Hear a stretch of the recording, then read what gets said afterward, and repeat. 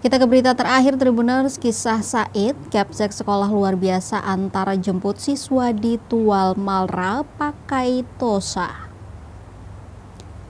Di balik ketegasan sebagai seorang kepala sekolah, Muhammad Said, 39 tahun, menyimpan sisi lain dari cerita pengabdian.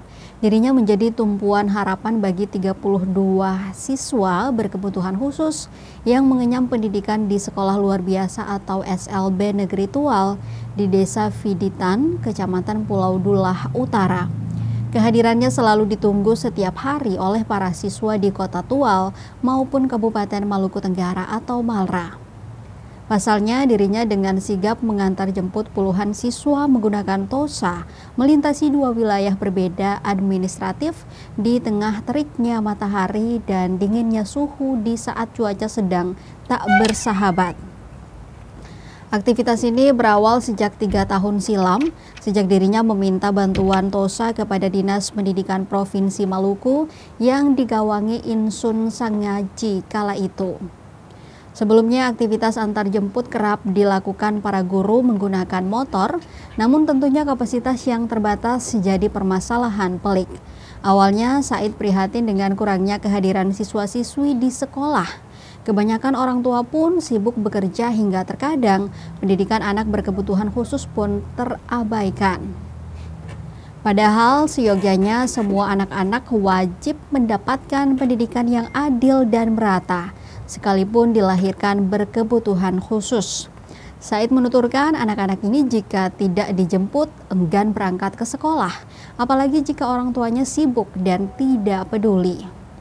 Kerap melakukan aktivitas antar jemput, ikatan batin antara Said dan siswa-siswi berkebutuhan khusus pun terjalin erat. Untuk waktu pengantaran pulang sekira pukul 12 siang waktu Indonesia Timur di saat proses belajar mengajar telah usai.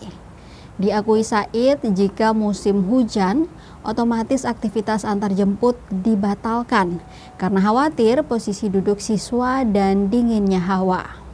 Dirinya pun meminta agar asrama untuk siswa dapat direnovasi untuk mempersingkat konektivitas siswa ke sekolah.